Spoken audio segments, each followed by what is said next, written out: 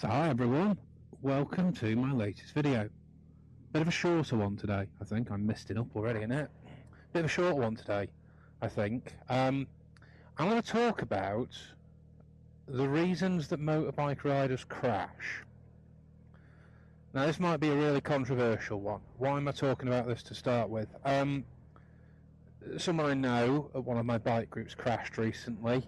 You hear about people crashing all the time, and I saw a really near miss the other day, and I just thought it was worth pointing out some of the main culprits as to why motorcycle riders crash, why they come off their bikes. I'm not going to give you all the answers, but what I'm going to do is I'm going to highlight some of the things that you really need to be aware of on the road. And hopefully if you're aware of them, it'll give you a better chance of understanding those reasons and gaining the skills and the judgment not to put yourselves in situations where things are more likely to happen. Now, I'm a big believer that you're responsible for what you do on a bike. Now, if this was a bigger channel, I imagine the comments would blow up with, "But car drivers, they're so dangerous, they don't pay attention, nobody looks out for bikes." Yes, that's true. But you chose to get on a motorbike. It doesn't give you a God-given right to claim that everyone else is wrong. Now, ignorant, yes they are, but wrong, maybe not. So, I always approach things with a bit of humility. It was my decision to come and get on the bike 10 minutes ago and take it for a ride, so I need to... Oh, it's warm today. It's actually warm again. So anyone who's in England will understand what I mean. It's July, and I think we've had 3 warm days so far this year. It's ridiculous. This time last year I was outside in my shorts barbecuing and drinking beer. It's not that kind of weather yet, but at least it's not raining. Anyway, I took the decision to get on the bike. Today, every time you get on a bike, you make the decision to get on the motorcycle, and you must be aware of the consequences of that. One of the consequences of that is putting yourself in a situation where you might come a cropper, and you might fall off your bike, or you might crash. So, let's talk about the first reason. I've come this way because there's always traffic down here, and I want to make a point. So, on this road, there's lots of small left-hand turnings, small right-hand turnings, slow traffic that normally gets backed up, like it is now, and cars parked down the left-hand side. Now, all of this is danger, all of this is risk. But, at the moment, I'm just riding behind a car. What would happen if all this traffic stopped and I decided to dart down the middle and start filtering? Well, I'm increasing that risk. So what are the things that could happen here? Car could pull out of one of these car parking spaces on the left hand side. This car on the right pulling out could not see me and come across. This car turning left from the opposite side of the road could pull across me. I could be filtering on the right hand side of all of this traffic. And what happens if there's a turning where a van or a car comes out? They can't see you. They're not going to be able to see you. Their view is going to be obscured. You're putting yourself in a position where bad things might happen. I'm going to go down a busy road again. There we go. You're putting yourself in a position where bad things might happen. Now, the reason I bring this up is because the near miss I saw the other day was on that road. I was in my car, actually. I wasn't on the bike. And a motorbike came screaming past. That's a 20 mile an hour road, controversial as 20 mile an hour zones are. That is a 20 mile an hour road. He was doing 35 whilst filtering. 2 cars in front of me, car stops and lets a van out, pulls out from the side road on the left. And in all fairness to the van driver, he was being really, really cautious. He didn't pull straight across. He inched out of that road. The bike had no chance. Didn't see him at all until it was too late. He slammed on, squeezed the brakes, pulled a stoppie, and was 6 inches away from becoming a motorbike sandwich. My hay fever's playing up today. Becoming a motorbike sandwich. Now, what could he have done differently? Well, there's no reason to filter down there, and I understand why we filter, and I do it sometimes. It is for your own safety sometimes to not be in the direct path, cars behind you, getting squashed. Now, I completely understand that, but there are risk factors involved, and there are circumstances that will make it more risky. Lots of side roads, obscured views, parking on the road is all going to be a problem. So a lot of the serious crashes that you see are actually at slower speeds. Now, we'll talk about higher speeds in a bit, but a lot of the serious crashes that you see are going to be at lower speeds. And that's because drivers don't see you, riders get impatient, and there's no need to filter where you don't have to for your own safety. You can't be in that much of a rush. If you're filtering around busy traffic, you're increasing the risk, and there's a good chance that something's going to happen that you're not going to foresee. As I said right at the start, you don't have a God-given right just by getting on a motorcycle that every driver sees you as a shining beacon of, I need to be aware of what I'm doing. They don't see you most of the time. When there are cars around, be careful. The more cars there are, the more danger there is. Okay, so that's one of the main reasons why motorcyclists are going to crash. And if you're watching this for things to be aware of, the advice that I would give, and the advice that I was given when I started riding a motorcycle, is most of the time you want to ride a motorcycle as if it were a tank. Take up as much room on the road as possible. Don't be small. Don't dart around things. Don't be a little wasp buzzing around waiting to get squashed. Ride like you're driving a tank, like your own road, right in the middle of the road. Take up as much space as possible and ride defensively. That's why I'm right in the middle of this roundabout here. I'm not over to the right-hand side. I'm dictating the flow of traffic. I'm dictating what happens around me. And some of you may think, oh, that's a little bit selfish. But it's not at all. It's my safety. I'm not in a metal box. I'm sat on top of my mode of transport, and I am the crumple zone. So I'm going to dictate what happens on the road. And I'm going to take charge. I'm going to block junctions. I'm going to go in the middle of roundabouts where it's a single lane. It's all within the highway code. What I'm not going to do is make myself small and fast. Okay, talking of fast. What's the second reason I believe that most motorcyclists crash? Second reason is excess power. Now, notice I didn't say excess. So, there's one. There's no need for it at all. He's going to filter down here now. Then he filters down the right-hand side. He's thinking about it. Yeah, he's off. What if a car's turning right here? He's thought about it a little bit more. No need to ride like that.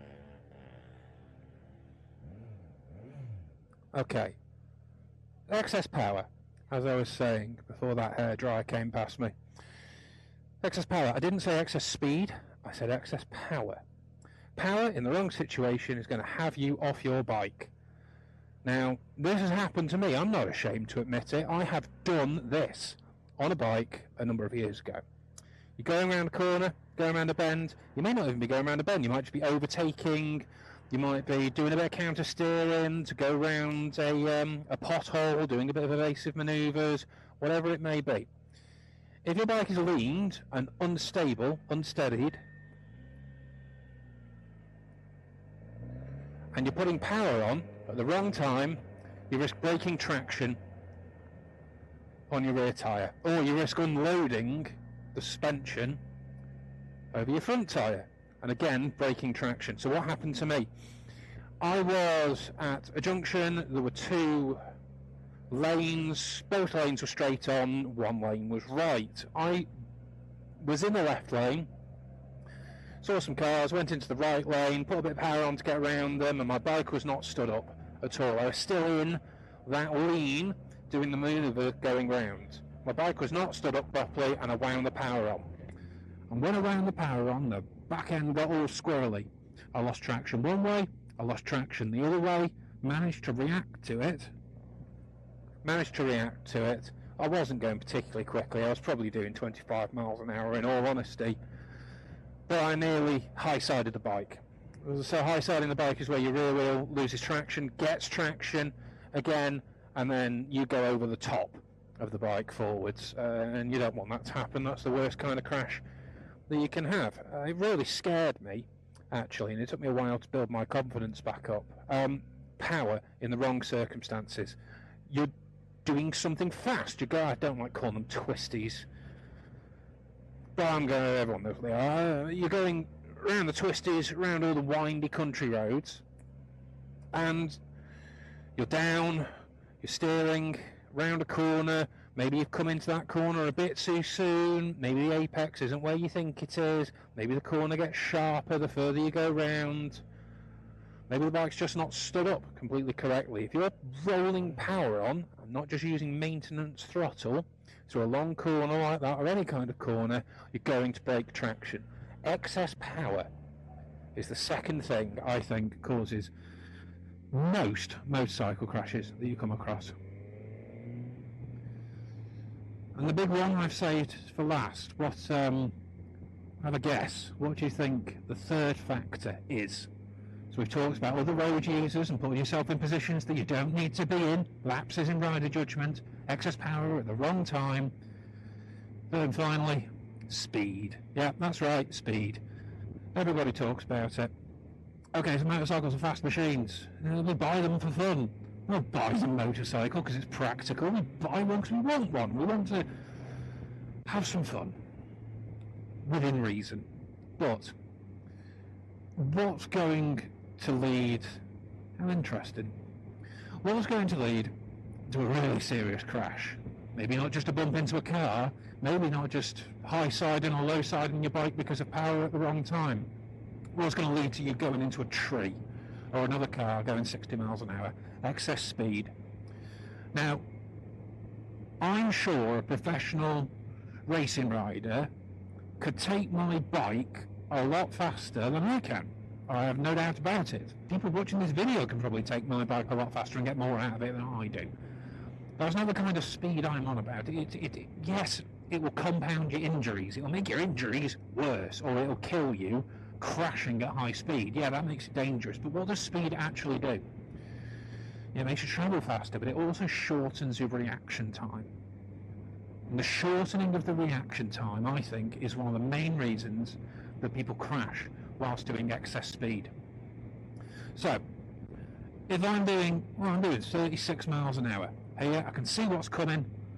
I'm making decisions way before I get to whatever it is that I'm doing. I already know I'm going down a gear, I'm on the back brake, now I'm doing slow control. I know exactly what I'm doing. I know where the cars are, I know there's nothing behind me, and I know there's a cream-coloured Mini coming up behind me.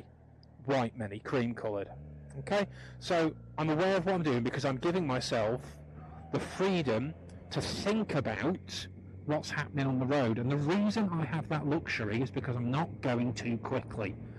If I was going too quickly, I'm focused on the speed, I'm focused on the mechanics of the bike, I'm focused on things like, am I going around the apex of that corner right? Am I going to be able to maintain my speed? How's the exit going to be in that corner? What's the next corner going to be like? I nearly got my knee down there. Now you're clouding your mind with all of that, but also you're giving yourself less and less time to think about what's going on and react to something if something does go wrong. And that applies in town and city riding and semi-urban riding like this, and it applies on the country roads as well.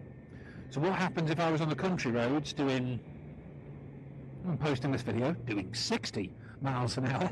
What happens if I'm on the country roads going the maximum speed I could, which is 60 miles an hour, and I go around a corner, a tractor's pulling out, there's gravel on the road, someone's been cutting the grass, it looks like there's a diesel slick or an oil slick The corner gets sharper than I think it will do.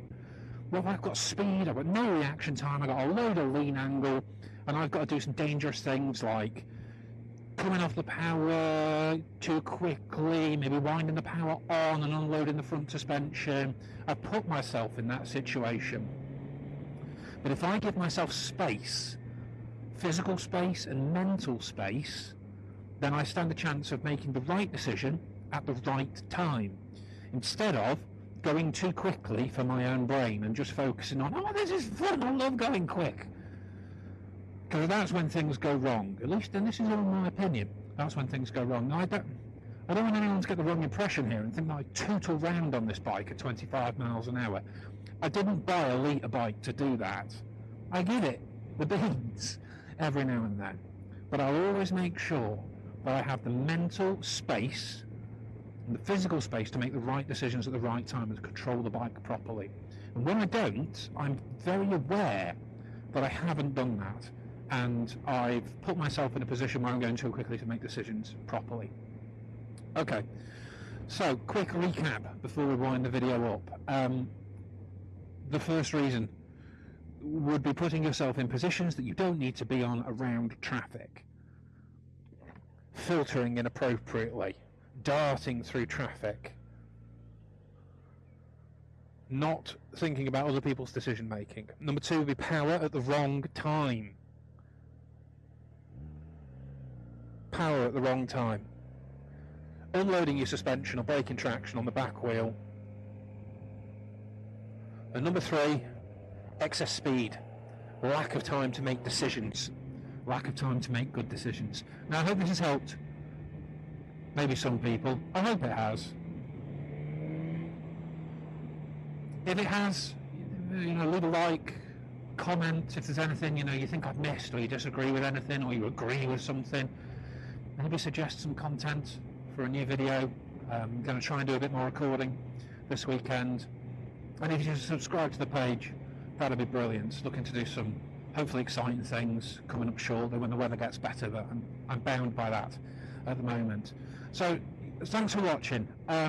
Be safe on your bikes. If there's one thing I could pick out from all of this that I've said, it's give yourself the mental space to make the right decisions at the right time when you're on a motorbike. So I wish you all the best. Ride safely, and I'll see you next time.